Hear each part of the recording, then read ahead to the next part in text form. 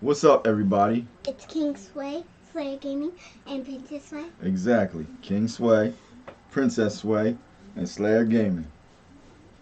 Look, don't mind me. I just got done a workout. I'm trying to get ready for it. This little MFR hit me. That's why you messed the couch up, bro. My couch. Fix it. My butt. Anyway, as I was saying, We good.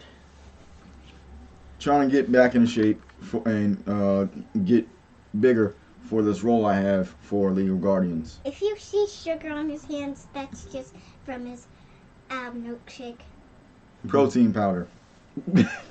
It's called milkshake. But this is brand new from Kill Count because we're trying to stay on top of Kill Count for some reason. Because I like it. It's called Hereditary. We haven't even watched this yet, so it just popped out. So we about to jump into this. Boom.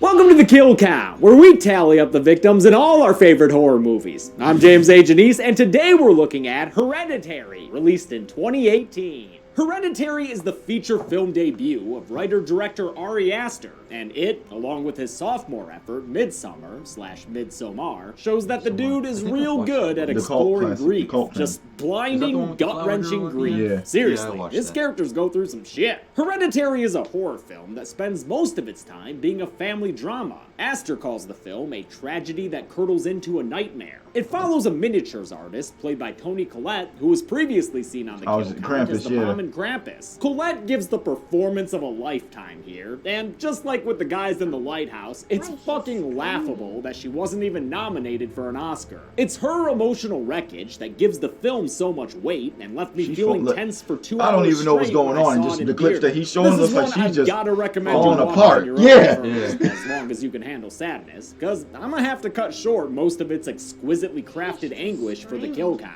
This ain't a tear count, you know? Is that a cat? Hereditary was also The one cat- of the which one? scariest first-time viewings I've experienced as an I adult. don't know And if although I know that's a plenty lot of of bugs. people were turned off by the film's ending, its over-the-top head-first dive into horror really worked for me after 2 hours of slow, creepy look like build-up. Fritz, but I'm I'd not say sure. Hereditary is one of my 3 favorite horror films from 2018, alongside Mandy and Annihilation, if you're willing to movie's count 2 it. I years once old said on our already. podcast episode for this movie that I would never cover it on a kill count because it was too sad. Well, fuck past James. Let's get to the kill.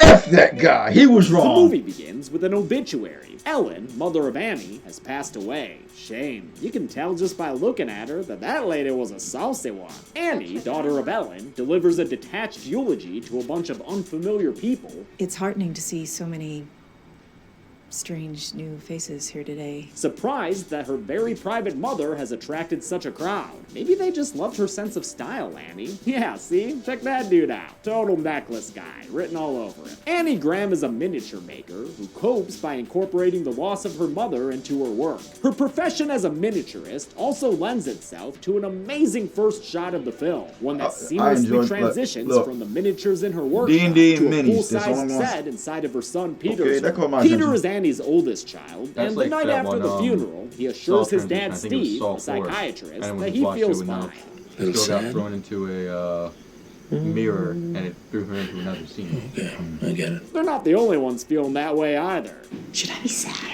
As for Annie and Steve's Should I other be child, sadder? Charlie, well, she's doing her own thing, making creative Why do I know little that girl? trash Wasn't she in figures that, and that sleeping in alien the cold movie, A treehouse. Quiet, But was she it A YOLO Quiet like Place that. or whatever? So you get She looks like the girl that was deaf, and then Charlie Dad is made the played by ear then thing for her. 14-year-old Millie No, I Shapiro, think her hair- who won an the other honorary girl's hair Tony was for more playing poofy. Matilda when she was 10. Not only does she brown, give an not like a unforgettable dirty blonde. performance in this movie, but she's also a big horror movie fan. I've always wanted to be in a horror movie because I love watching horror movies. Charlie was apparently her grandma Ellen's favorite, Yeah. even getting breastfed by her Gram instead of Annie, though she wasn't entirely perfect in her grandma's eyes. She wanted me to be a boy. Did she also want you to be more Satan-y? Or wait, say Tony? Who's Tony? Tony's a little boy who was my mom. Ha, that's right. Thanks, Doc. In a box of her mom's stuff, Annie finds a book about spiritualism with a note inside addressed to her, talking about sacrifice and rewards. Love, Mommy. Don't you miss Mommy, Annie? Don't No. you wish Mommy were here right now? Actually, no, that's fucking The terrifying. Want to do something about that, Anne? hell.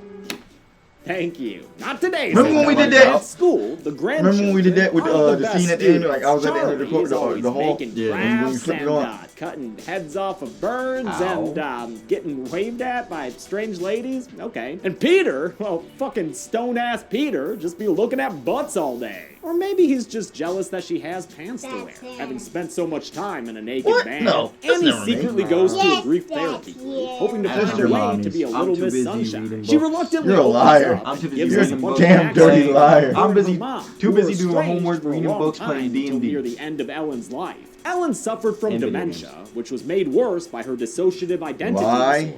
Her psychological issues seemed to run in the family. In a word, they were hereditary, since Annie's older brother had schizophrenia and hanged himself when he was 16. And of course, his suicide note linked her, No, accusing we can say her it. of putting people inside him. Peter's token up in his room, not noticing that someone's in the treehouse behind him, breathing and watching him, was when he also gets a not even text ours. about a party. Bring a dick! He asks his mom if he can go, but since he frames it as a school barbecue thing, he gets roped into taking his younger sister too. But Mom, Charlie's had such a long day already, making her dead bird But thing and doing her It's a signature high school clucking barbecue. noise. Why are you bringing like? By a the middle way, school if you were child one of to a those high school douchebags barbecue? who clucked through Look, the movie I had in to bring theaters, your uncle fuck with me all you. kinds of Charlie's places also when been he was Y'all are seeing only shimmers a of year light and apart. arsonist dead grandmas These are in like fields. 5 years So, apart. yeah, I get like it. I said, long Just day. because we At Annie's insistence, That close, I Peter's still didn't forced wanna to bring bring you. Charlie along so she can socialize. And he's just super thrilled about that. Seriously, so good. Big brother go. It's okay, Peter. You're almost there. The party's just past this pole. Wait, yo, it's Grandma Ellen's necklace I was just design. about to say that. That's the same Grandma an symbol. electrician? They get to the party, and while Peter, as instructed, one your brought his grandmother dick, was part looks of a like cult. other people have brought the Probably. nuts. Oh, yeah. In an earlier scene, we saw that Charlie has a nut allergy. Does that have nuts? Because we don't have the EpiPen. I don't know why I bring that up, though. I'm sure it's not important. Peter immediately hits up Foreshadowing. that chick with the butt and has a slightly awkward interaction with her. How's the party? Why, you want to know if you should come? Bet he wishes he were Smolder Bravestone right now. He finds an inn with a bag of weed, and they head to a room to smoke it together. Not you, though, Charlie. Go get some of that cake or something. I hear the taste is insane. Just like totally nuts. The nuts do a number on Charlie's immune system, and she asks for help from Peter, who, in a dreadful bit of timing, just got super fucking high. It's hard to breathe. Wow, that is a nightmare. He takes her to the car and drives as fast as he can to get her to a hospital. Anaphylactic and unable to breathe, Charlie sticks her head out of the window for air Watch, right as something hit Peter her. sees a deer in the road. He swerves to avoid it, a fatal mistake. What'd I tell you? What'd I tell you? That sounded like the neck broke.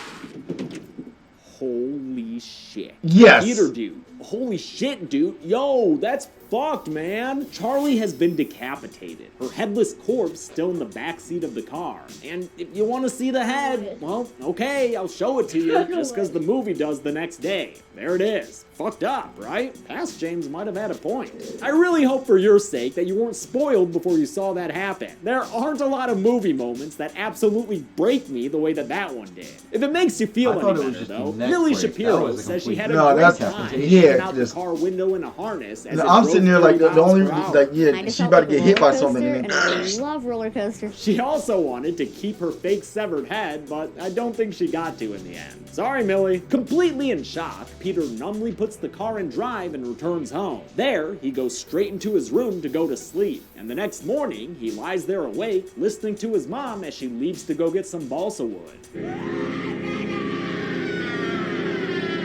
dude. So, you still gonna get that balsa wood, or... Bitch Once move, again, dude. as I mentioned in the intro, this movie is like 90% well-acted anguish. I just want to die.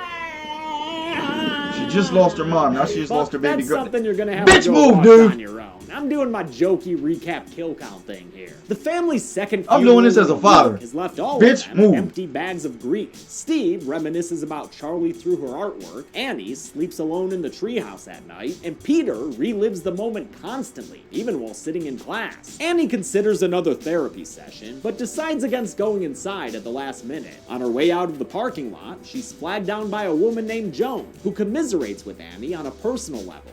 My son died. Joan says her son and 7-year-old grandson died together in a drowning, so she knows how Annie must be feeling. She washes over her with a wave of love and sympathy and gives Annie her phone number in case she ever needs to talk. Aw, it's so nice when you're able to make new friends as an adult. I'm really happy for you, Annie. That night, she sleeps in the treehouse again, the red glow of the heaters reflecting in Peter's eyes as he lies in bed.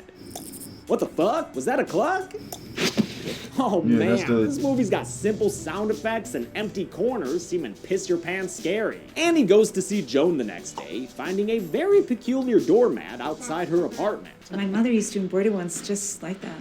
Did she really? Isn't that funny? Yes, it is funny. I'm telling Annie you, spills her misery for a while, and when the subject of Peter comes up, she recalls a time when she woke up from a sleepwalking spell and found herself standing next to him and Charlie. All three of them soaked in paint thinner, and her about to strike a match. Holy shit. And it was impossible to convince them that it was just sleepwalking. Which, of course it was. Unsurprisingly, that permanently scarred their relationship. And I can't say that Andy's latest miniature would help at all. It's not about him. Oh no? No, it's a neutral view of the accident. Yeah, still pretty fucked up though. The family has a dinner that becomes one of the film's most devastating scenes. And we're talking about a movie where a little girl got her head knocked off. Ari Aster has called it the centerpiece of the film, as it's the full-scale eruption of all the familial tension that's been building. It's very uncomfortable to watch, mostly because the argument between Annie and Peter is so vicious and real. Your sister is dead, but you can't take responsibility for anything! Once again, career-defining performance by Toni Collette. I find it hilarious that Collette was only looking to do lighthearted comedies when her agent gave her this script. Though it wasn't what she was looking for, the script was too good to turn down. On the subject of acting, the 19-year-old Alex Wolff absolutely kills good it. son. And I've also got to bring some attention to Gabriel Byrne. He's It's just easy sitting to there. overlook his performance since Steve is such a quiet, measured character, but he serves as a great grounding. It's the pitch-perfect cast that makes this movie so effective. Horror films are much more upsetting and frightening if you are invested in the characters. While leaving a craft store, hopefully finally getting that balsa wood, Annie runs into Joan in the parking lot, acting all kinds of effervescent. Ann Dowd is totally great too, especially with this cloying performance that contrasts with her work in The Leftovers and The Handmaid's Tale. Joan tells Annie that she's jumping for joy because she went to a seance where a medium connected her to her late grandson. Unsure Me and you, the joins same stuff. Joan at her apartment, where she reaches out to her grandson Louis. Seance. Sure enough, Annie feels his presence like a sixth sense. He's all around them. Hi, Louie. Little Louis moves cups, plays with hair, and writes messages on chalkboards. I love you, Grandma. That looks like it was just a little. I love you, sweetheart. But this is all too much for Annie, who throws up the X and calls it. On her way out, Joan gives her instructions so she can talk with Charlie. Read this out loud, every syllable, very carefully. It's to make things start. Annie doesn't want to try it, but an experience on the way home makes her decision and seals her fate.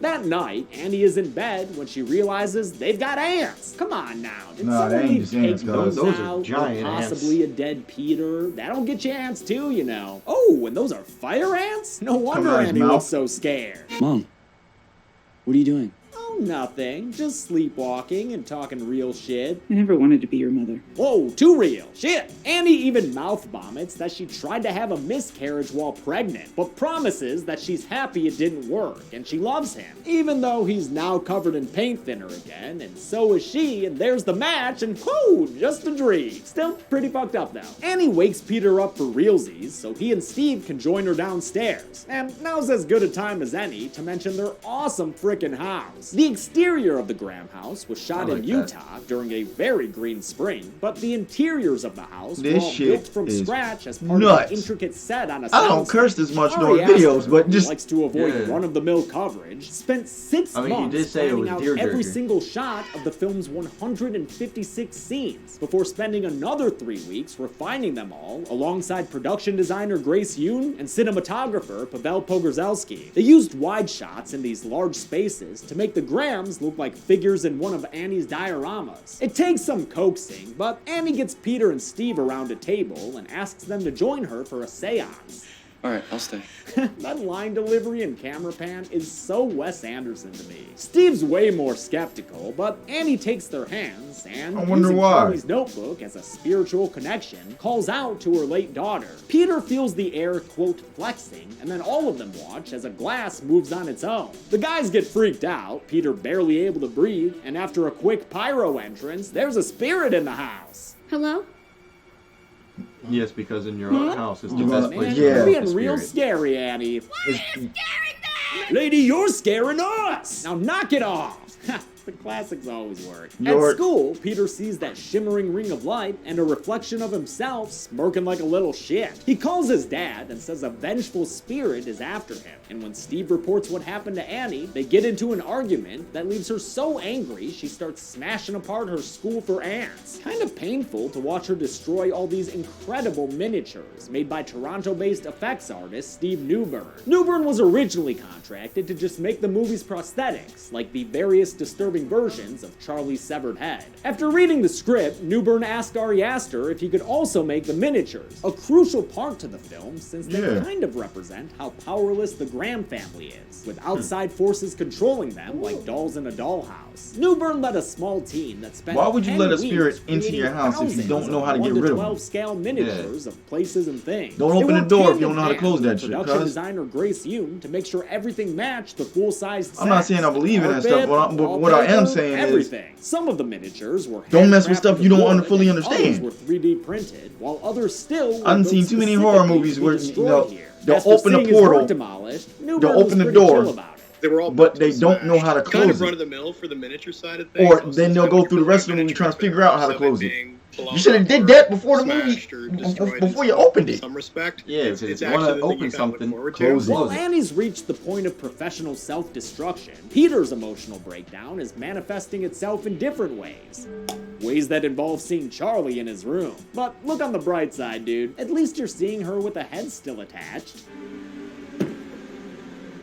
Just can't fucking win, oh man. Peter is suddenly grabbed at the top of his head and held against his bed. And was that done by Annie sleepwalking again? Or did she really just run in when she heard him screaming like she says? Shit's getting way too No, weird. because here. that was And when behind him. They Charlie's hadn't put the notebook bed in the bed pulls up frame with with the the, photos of Peter, xed out and scared, Annie decides to burn the book and sever the spiritual connection. When she tries, think that's though, how that her works. arm becomes aflame just like the book, and the fire doesn't die down until she's fully stamped it out. The next day, she heads back to Joan's apartment, but her friend isn't inside. What is inside is that symbol from Ellen's necklace, What a did I bunch tell of you? candles, some here's of the thing. Charlie's creations, and They some always pictures say of they're Peter. set on Another fire, gander at the but it looks like doorman only their spurs clothes are on Annie fire, to so look they through just her mom's take stuff clothes again, off. and she finds a book talking about King Payment, a demon who will possess the most vulnerable host he can find after being invoked, especially if the host is a dude. Payment loved the dudes. Ari Aster wanted to avoid using boring old Lucifer, so he did some pagan research and settled on King Payment, Lucifer's right-hand man who's been mentioned in literature dating back to the 17th century. Payment is a camel-riding demon servant who promises wealth in exchange for offerings, rich rewards like what Annie's reading about right now. She also finds in her mother's scrapbook a whole bunch of pictures of Joni, because she's a phony. She knew Grandma Ellen and was so close to her, she even helped give her golden showers. And now she's stalking Annie's kid. I expel you! What? Expel? Wait, are you the new principal? Joan tells Peter to get out of his body, which is not the kind of shit you want to hear when you're already dealing with shimmering rings all over the place. Annie decides to head into the attic, where the number of dude's gonna flies would possess put the the Amityville boy. house to shame. The flies are buzzing already around weak of because mind. Ellen's body is Getting up high. with that symbol on the wall above her, the seal of payment. And I know she died before the film started, but we've gotten to know her more since then, so I'll put her on the list now, as Annie discovers her body recently dug up from its grave. Peter keeps hearing clucks in class, and they affect him so much, he becomes a mother clucker himself. Then he starts banging his head against the desk, and man, it's real messed up. Something's forcing him to. Yeah, ain't no one in that class forgetting this. Alex Wolff went method for this role, keeping himself in character for pretty much the entire duration of the shoot. He didn't even introduce himself as Alex to the crew until the final day of shooting. He actually bloodied himself against the desk in this scene, even though the top of it was made of protective foam. Wolff went through so much for this role that he ended up going to therapy after he wrapped, and he's compared the toll of the experience to boxing, which I guess he did when he was young. Intense guy. Peter is picked up from school by Steve, who can't even keep it together anymore. And after he gets Peter back home, the last thing he wants to hear is that there's a body in the attic. I think it's my mother, I think, but I can't tell because the skin's all black and she's all distended, but the head is gone. Though he's skeptical, Steve follows the flies and discovers off screen. Okay, I can only imagine what this dude is going through. Listen to Anne. He's just The fuck you mean? He thinks there's a Anne body dug up in the attic? Instead of this family inheriting a curse, psychiatrist Steve thinks there's a more usual suspect to blame. Namely, that Annie. I think this is the most animated I've been in a kill kit. Like any movie or not any video that just. There's so much going on with this that I just cannot agree with. Like just the hell. Mom? Annie wants Steve to burn the note. And how many scary movies have we seen? Her because she just wants to end. We've seen more than that, baby. But Steve refuses. I'm not going to do this with you anymore.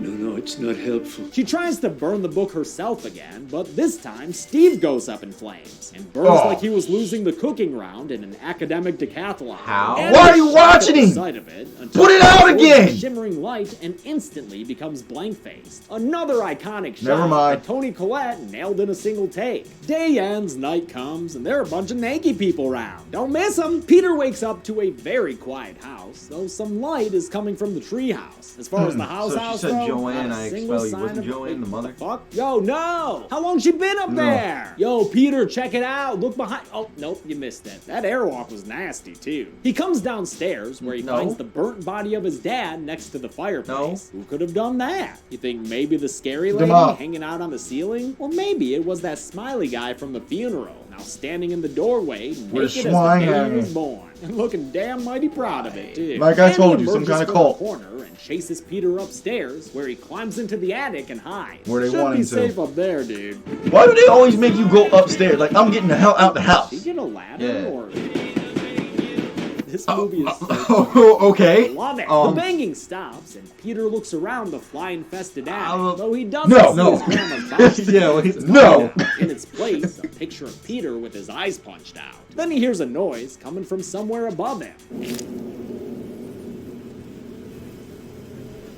Nope.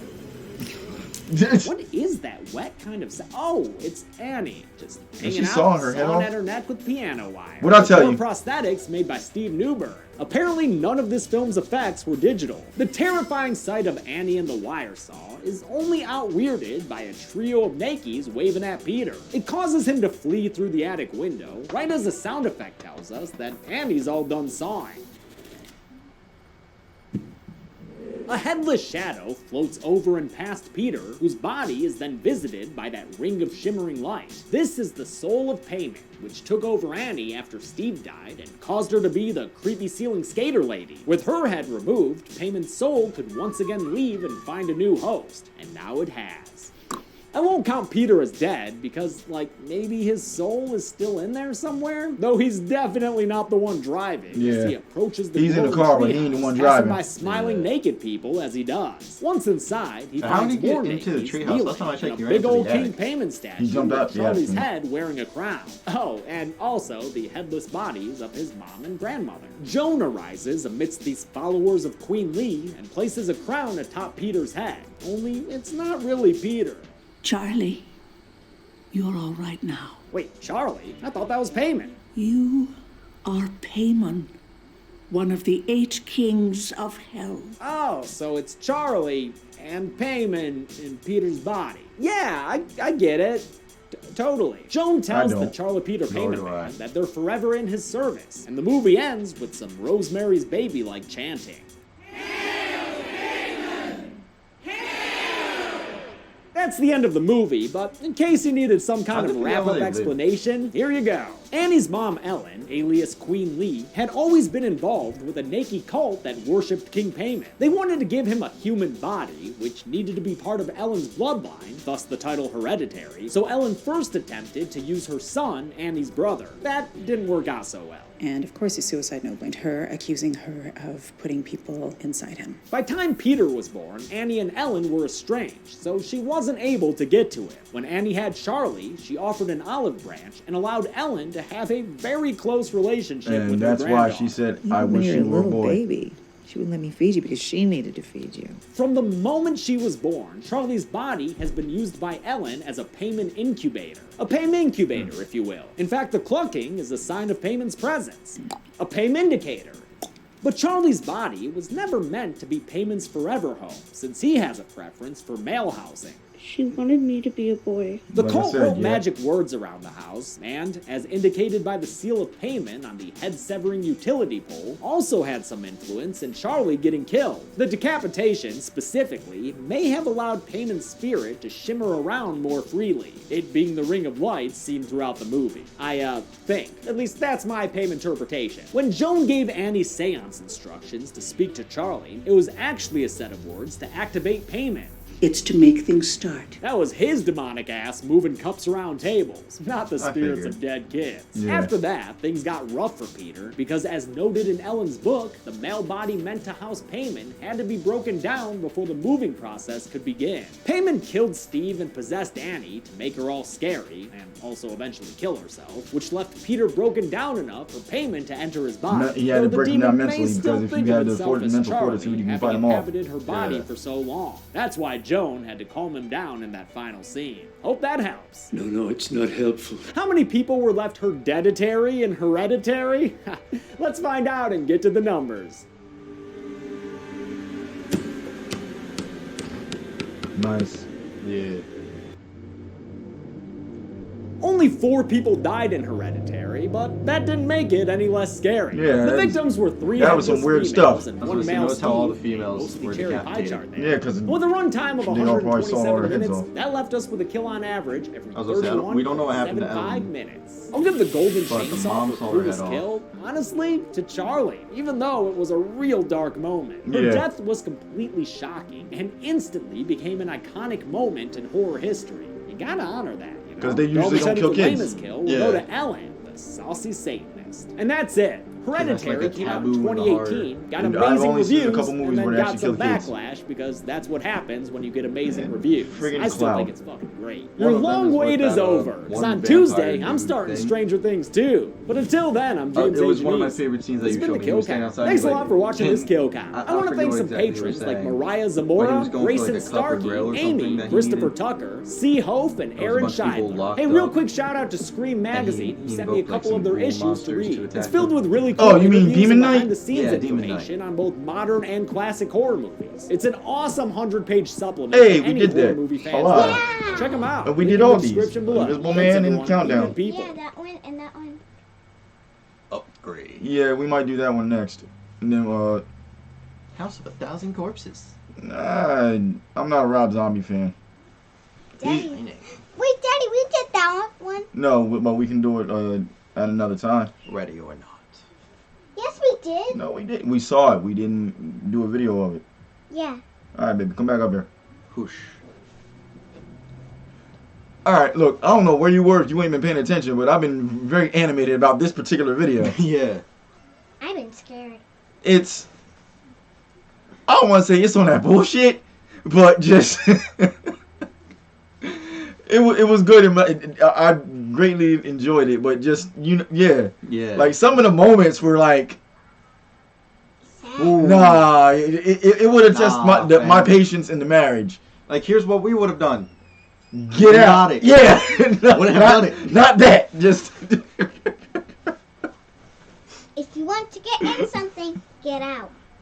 Suddenly a book sets you on fire? Yeah, no. Out the house. Yep, I'm out the house. I'm not. Yeah, Don't touch the book. Don't touch it. Leave it. Bury the book so no one can harm it. Yep. Harm it. But I'm King Sway. Princess White and Slayer Gaming. I'm Slayer Gaming. And We're going to catch you in the next one. Peace. Bye. Signing off.